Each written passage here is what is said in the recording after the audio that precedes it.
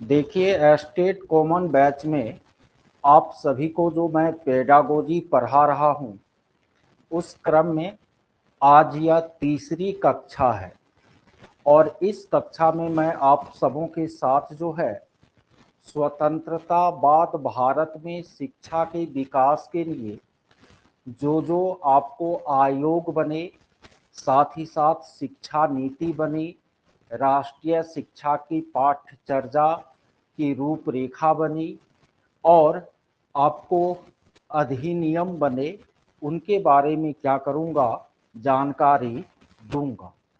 ठीक है, यानी आज जो टॉपिक होगा वह होगा स्वतंत्रता बाद भारत में शिक्षा। आज का टॉपिक होगा स्वतंत्रता बाद भारत में शिक्षा। ठीक है, ये आपको आज का क्या है, टॉपिक है। देखिए, आप सभी को पता है कि हमारा देश जो है 1947 ईस्वी में क्या हुआ, स्वतंत्र हुआ। स्वतंत्र होने के बाद हमारे देश का आपको एक संविधान बना और इस संविधान में जो है आपको शिक्षा से संबंधित बातों की भी चर्चा की गई। हम सबसे पहले ये बताएंगे कि संविधान के किन किन अनुच्छेदों में शिक्षा से संबंधित बातों की चर्चा जो है की गई है।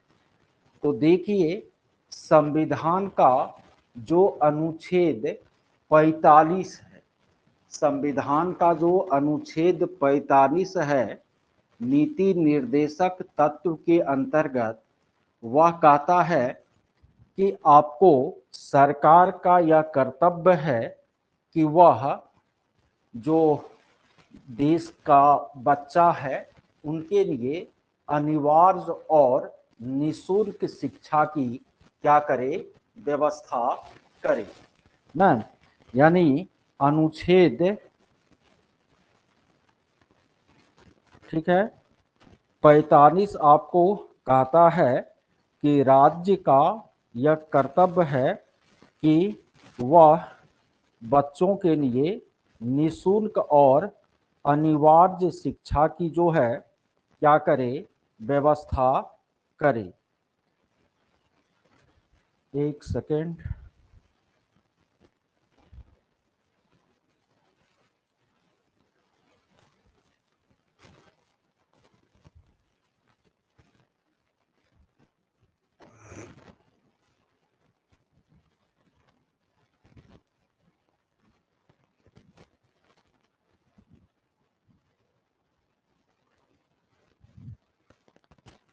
ये आपको स्वतंत्रता बाद शिक्षा वाला जो पीडीएफ है आप सभी को हम दिए हैं।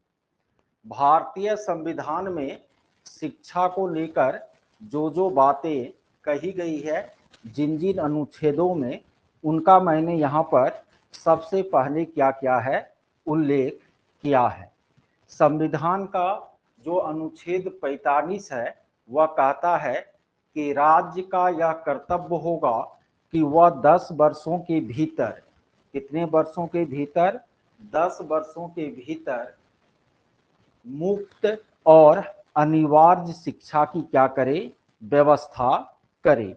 ये आपको अनुच्छेद 45 में कहा गया है। संविधान का जो अनुच्छेद 46 है वह कहता है कि राज्य का यह कर्तव्य है कि देश के जो एससी, एसटी और अन्य कमजोर वर्ग के बच्चे हैं उनके शिक्षा के लिए विशेष प्रबंध करे, साथ ही साथ उनके आर्थिक हितों को भी क्या करे, बढ़ावा दे।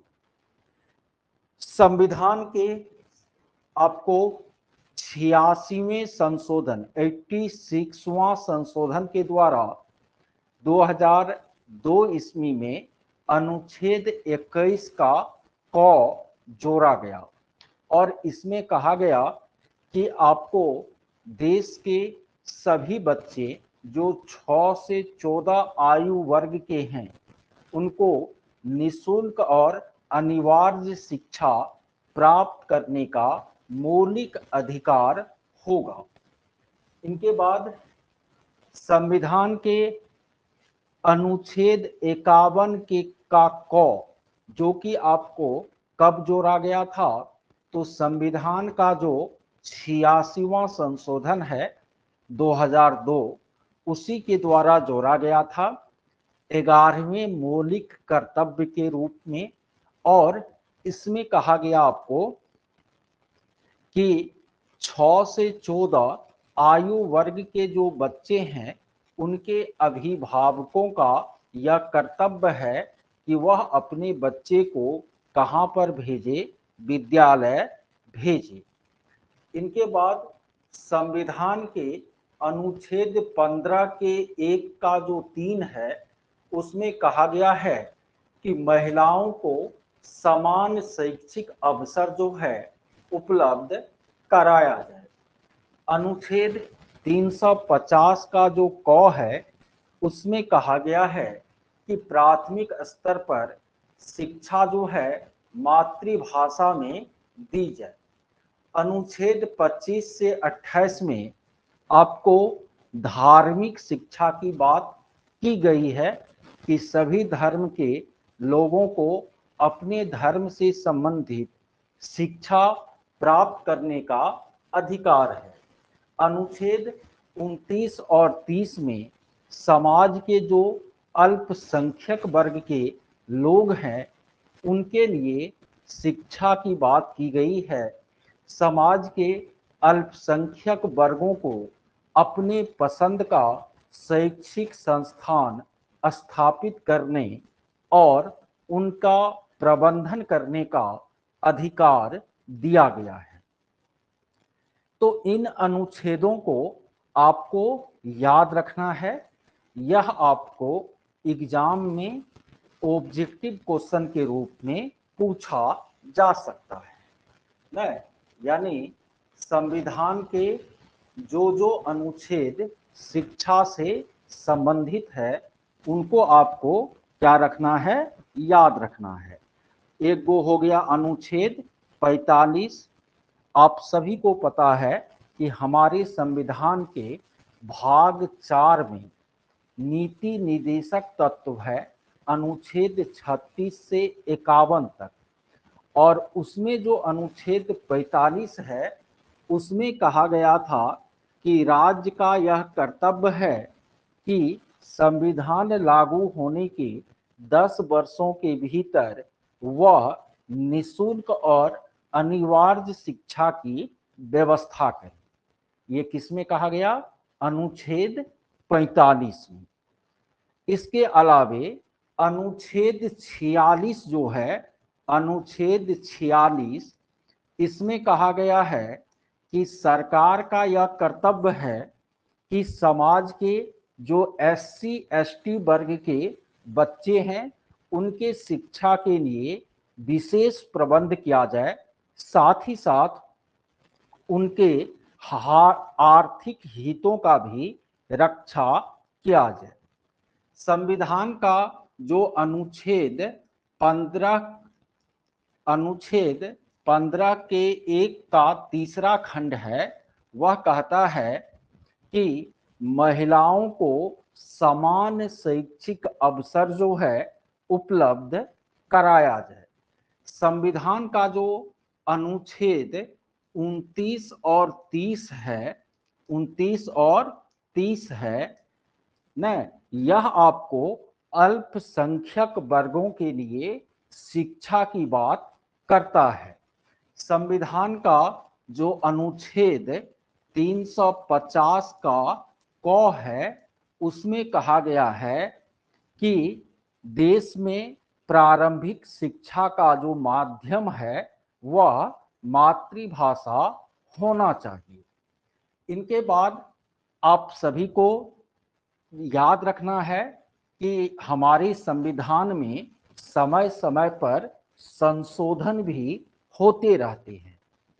तो संविधान का 86वां संशोधन हुआ था। कब? 2002 ईस्वी में। और इस संशोधन के द्वारा संविधान के अनुच्छेद 21 में 21 का क जो है जोड़ा गया था।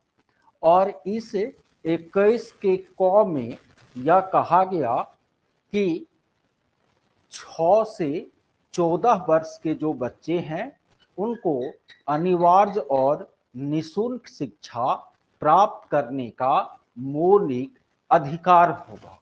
और इसी संशोधन के द्वारा अनुच्छेद 51 का क जो है उसमें 11वां मौलिक कर्तव्य जोड़ते हुए कहा गया कि बच्चों के माता पिता या अभिभावकों का यह कर्तव्य है कि वह अपने बच्चे को विद्यालय भेजने का कार्य करें।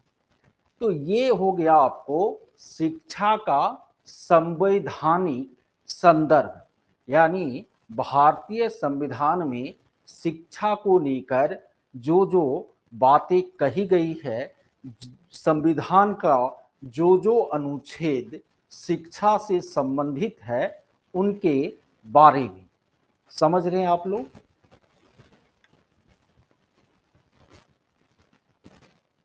बताइए चैट बॉक्स में समझ रहे हैं या नहीं।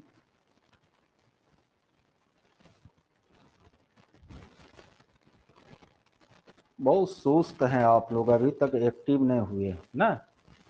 चलिए अब हम लोग आगे बढ़ते हैं। आगे देखते हैं कि ये तो हो गया संविधान में जो उपबंध किया गया शिक्षा को लेकर उनके बारे में। अब देखते हैं कि हमारे देश में हमारा देश जब स्वतंत्र हुआ तो शिक्षा को लेकर कौन कौन सी कमेटी बनी और फिर आपको शिक्षा नीति जो है वह कब कब तैयार हुई, इनके बारे में देखिए। हमारा देश 1947 में स्वतंत्र हुआ और इसके ठीक एक वर्ष के बाद 1948-49 में आपको विश्वविद्यालय अनुदान आयोग, विश्वविद्यालय शिक्षा आयोग, विश्वविद्यालय शिक्षा आयोग का क्या हुआ था? गठन हुआ था। 48 में गठन हुआ था, 49 में यह रिपोर्ट आपको सामने आया था, इसीलिए 48-49 लिखे। 48-49 में विश्वविद्यालय शिक्षा आयोग का गठन हुआ था और इस आयोग ने विश्वविद्यालयी जो शिक्षा है, विश्वविद्यालयी जो शिक्षा है न, उनको लेकर अपना क्या दिया था? मंतव्य दिया था कि यूनिवर्सिटी लेवल की जो शिक्षा है या भारत की जो उच्च शिक्षा है उसमें क्या क्या सुधार होना चाहिए, इनको लेकर विश्वविद्यालय शिक्षा आयोग ने आपको 1949 में अपना रिपोर्ट दिया था। और इस आयोग का जो गठन है वह 1948 में हुआ था। और इस आयोग के जो अध्यक्ष थे वह प्रख्यात शिक्षाविद डॉक्टर सर्वपल्ली राधाकृष्णन थे। इसलिए इस विश्वविद्यालय शिक्षा आयोग को राधा कृष्णन आयोग भी कहा जाता है न। तो राधा कृष्णन आयोग या विश्वविद्यालय शिक्षा आयोग का जो कार्यकाल है 48-49 रहा। और इस आयोग ने भारत में, स्वतंत्र भारत में विश्वविद्यालयी शिक्षा का विकास किस प्रकार हो, इसको लेकर अपना क्या दिया था? अनुशंसा दिया था। हम लोग विस्तार से आगे इसके बारे में पढ़ेंगे। इसके बाद आपको 1952 ईस्वी में 1952 ईस्वी में आपको माध्यमिक शिक्षा आयोग का गठन हुआ था। माध्यमिक शिक्षा आयोग का गठन हुआ था 1952 में, और इस आयोग के जो अध्यक्ष थे वह आपको मुदालियर साहब थे। कौन थे? मुदालियर साहब। इसीलिए 1952 वाले आयोग को मुदालियर आयोग भी कहा जाता है। और इस आयोग ने भारत में माध्यमिक शिक्षा का क्या स्वरूप हो, किस प्रकार से विकास हो, इसको लेकर अपना जो है रिपोर्ट देने का काम किया था। ठीक है, तो ये माध्यमिक शिक्षा आयोग या मुदालियर आयोग हो गया।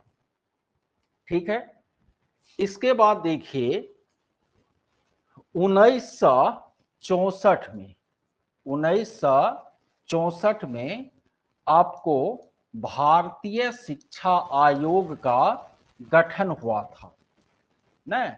भारतीय शिक्षा आयोग का गठन हुआ था कब? 1964 में। और यह जो कमीशन था यह 2 वर्ष तक काम किया और 1966 में अपना रिपोर्ट दिया था। इस कमीशन के जो अध्यक्ष थे वह दौलत सिंह कोठारी साहब थे।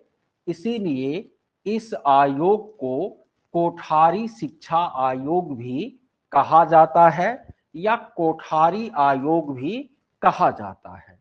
और इस कोठारी आयोग ने शिक्षा के समस्त क्षेत्र, शिक्षा के समस्त क्षेत्र, चाहे वह प्राथमिक शिक्षा हो, चाहे वह माध्यमिक हो, चाहे वह उच्च शिक्षा हो, सब में सुधार किस प्रकार होगा इसको लेकर अपना रिपोर्ट दिया था। तो कहने का मतलब है कि हमारे देश में स्वतंत्रता के बाद जो है 3 प्रमुख आयोगों का गठन हुआ। पहला आयोग विश्वविद्यालय शिक्षा आयोग है, जिनका कार्यकाल 1948-49 था और इनके अध्यक्ष डॉक्टर सर्वपल्ली राधाकृष्णन थे। इस आयोग ने स्वतंत्र भारत में विश्वविद्यालयी शिक्षा का विकास किस प्रकार से हो इनको लेकर रिपोर्ट दिया। इसके बाद आपको 1952-54 के बीच जो है आपको माध्यमिक शिक्षा आयोग ने कार्य किया था और इनके जो अध्यक्ष थे वह मुदालियर साहब थे। इसलिए इसको मुदालियर कमीशन भी कहा जाता है। इस आयोग ने भारत में माध्यमिक स्तर की जो शिक्षा है उनके डेवलपमेंट को लेकर अपनी अनुशंसाएं दी थी। इनके बाद तीसरा और स्वतंत्र भारत में जो सबसे महत्वपूर्ण शिक्षा से संबंधित आयोग है वह आपको भारतीय शिक्षा आयोग है, जिनका गठन हुआ था 1964 में। और इस आयोग का जो अध्यक्ष है वह दौलत सिंह कोठारी को बनाया गया था। इसलिए इस आयोग को कोठारी आयोग भी कहा जाता है। 66 में इस आयोग ने रिपोर्ट दिया था और इस आयोग ने आपको न इस आयोग ने आपको प्राथमिक से लेकर विश्वविद्यालय स्तर तक की शिक्षा में किस प्रकार का परिवर्तन लाया जाए इनको लेकर अपना रिपोर्ट दिया था। ठीक है, आशा करता हूं कि यहां तक आप लोग समझ रहे होंगे। इन तीनों आयोगों को विस्तार से हम आगे जो है पढ़ने का काम करेंगे। देखिए कोठारी कमीशन की रिपोर्ट आने के बाद आपको भारत की शिक्षा नीति जो है तैयार करने की दिशा में काम होना शुरू हुआ, क्योंकि कोठारी कमीशन ने रिकमेंड किया था कि स्वतंत्र भारत की अपनी एक शिक्षा नीति होनी चाहिए। शिक्षा नीति क्या होता है? शिक्षा नीति जो है ऐसा दस्तावेज है जिसमें किसी भी देश के शिक्षा व्यवस्था का, किसी भी देश के शिक्षा व्यवस्था का रूपरेखा होता है। शिक्षा नीति आपको एक ऐसा दर्पण है जिसके द्वारा हम देख सकते हैं कि उस देश की शिक्षा व्यवस्था किस प्रकार की है और उस देश की शिक्षा व्यवस्था किस प्रकार के नागरिकों को अपने देश में तैयार करना चाहती है। तो स्वतंत्र भारत में पहली बार शिक्षा नीति जो है, राष्ट्रीय शिक्षा नीति, नेशनल एजुकेशन पॉलिसी कब आया? 1968 में आया। ठीक है। अब देखिए, समाज और शिक्षा परिवर्तनशील है। समाज में परिवर्तन होगा, युग में परिवर्तन होगा, तकनीक में परिवर्तन होगा, तो शिक्षा व्यवस्था में भी क्या लाना पड़ता है? परिवर्तन लाना पड़ता है। इसीलिए कोई एक शिक्षा नीति जो है बहुत लंबे समय तक काम नहीं कर सकती, इसमें समय समय पर परिवर्तन लाना पड़ता है। तो पहली बार राष्ट्रीय शिक्षा नीति 1968 में बनी। यह शिक्षा नीति आपको कुल मिलाकर 18 वर्ष तक लगातार काम करती रही, लेकिन राजीव गांधी जब हमारे देश के प्रधानमंत्री थे तो आपको दूसरी बार शिक्षा नीति जो है वह 1986 में बनकर तैयार हुई। इस शिक्षा नीति में थोड़ा बहुत संशोधन जो है वह 1992 में हुआ था। इनके बाद तीसरी बार जो शिक्षा नीति है वह हाल ही में आपको बनी है 2020 में, 34 वर्षों के बाद। न पहली शिक्षा नीति भारत की कब बनी थी? 1968 में। दूसरी शिक्षा नीति 1986 में और तीसरी शिक्षा नीति कब बनी? 2020 में। ये तो हो गया नेशनल एजुकेशन पॉलिसी, राष्ट्रीय शिक्षा नीति। अब एक होता है NCF। क्या होता है? NCF, national curriculum framework. National curriculum framework, NCF। ठीक है, फ्रेमवर्क। हिंदी में इसको कहते हैं राष्ट्रीय पाठ्यचर्या की रूपरेखा। ठीक है। तो यहाँ एक शब्द है पाठ्यचर्या। क्या है आपको? पाठ्यचर्या, करिकुलम। पाठ्यचर्या का मतलब क्या है? देखिए, किसी भी विद्यालय में, किसी भी स्कूल में जो भी शैक्षणिक और सह शैक्षणिक गतिविधियां होती है उनको संयुक्त रूप से हम पाठ्यचर्या कहते हैं। यानी विद्यालय स्तर पर जो भी आपको शैक्षणिक और सह शैक्षणिक गतिविधियां होती है उसको हम संयुक्त रूप से पाठ्यचर्या कहते हैं। पाठ्यचर्या जो है इसको विद्यालय स्तर पर शिक्षक तैयार करते हैं, लेकिन इस पाठ्यचर्या की जो रूपरेखा है वह केंद्रीय स्तर पर NCERT क्या करती है, तैयार करती है। NCERT जो है नेशनल करिकुलम फ्रेमवर्क तैयार करती है, जिसमें आपको इस बात का वर्णन होता है कि वर्ग 1 से 12 तक के जो बच्चे हैं उन बच्चों को आपको स्कूलों में कौन कौन सा विषय वस्तु पढ़ाना है, किस किस प्रकार से पढ़ाना है, शिक्षा शास्त्र का लक्ष्य वहां पर क्या होगा, उन बच्चों का आकलन मूल्यांकन कैसे करना है, इन सारे बातों का वर्णन किसमें होता है, नेशनल करिकुलम फ्रेमवर्क NCF में होता है।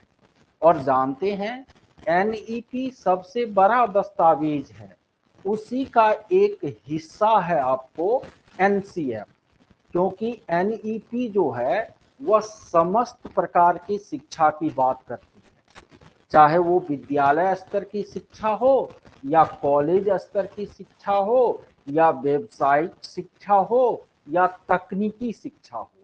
लेकिन जो NCF होता है वह केवल विद्यालय स्तर की शिक्षा किस प्रकार की हो, विद्यालयों में अलग अलग उम्र के बच्चे को अलग अलग कक्षाओं में क्या पढ़ाना है, किस प्रकार पढ़ाना है, उनका आकलन मूल्यांकन कैसे करना है, कौन सी गतिविधियां उसे करानी है, इन सब बातों का वर्णन होता है NCF में।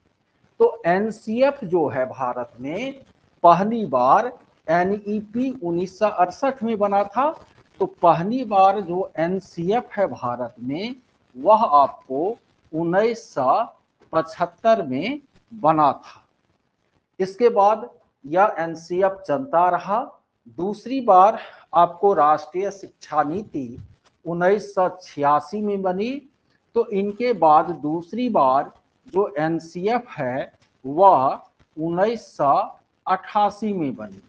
इसके बाद तो 34 बरस का गैप रहा शिक्षा नीति में, तो बीच में आपको 2 बार NCF बना। कब कब, तो एक बार बना आपको 2000 ईस्वी में और एक बार बना 2005 ईस्वी में। ये 4 गो NCF हो गया। इनके बाद राष्ट्रीय शिक्षा नीति 2020 में बनकर तैयार हुई, तो अब जो है NCF भी क्या हो रहा है, फिर से नया बनकर तैयार हुआ है। और इस बार NCF जो है आपको फाउंडेशनल स्टेज के लिए, बुनियादी स्तर के लिए 2022 में बना है, और स्कूल स्टेज के लिए NCF SE जो है वह आपको 2023 में बना है। तो ये 22-23 वाला जो NCF है वह आपको सबसे क्या है, लेटेस्ट है। ये 5वां NCF हमारे देश में है। तो आज की क्लास में चूंकि कुछ देर आज आपको समय जो है बिजली के कारण क्या हुई, आप लोगों की बर्बाद हुई, फिर भी आज के क्लास में आप सभी ने स्वतंत्र भारत में का जो संविधान है उनमें शिक्षा को लेकर जो बातें कही गई है उनको जाना, साथ ही साथ स्वतंत्र भारत में शिक्षा से संबंधित जो 3 प्रमुख आयोग हैं, राधा कृष्णन आयोग, कोठारी आयोग और मुदालियर आयोग, उनके बारे में जाना। फिर आप लोगों ने राष्ट्रीय शिक्षा नीति के बारे में जाना, और फिर आप लोगों ने राष्ट्रीय पाठ्यचर्या की रूपरेखा नेशनल करिकुलम फ्रेमवर्क के बारे में जाना। अब इससे आगे जो हम लोग जानेंगे वो अगली कक्षा में जानेंगे, ठीक है। क्योंकि अगली क्लास का टाइम हो चुका है।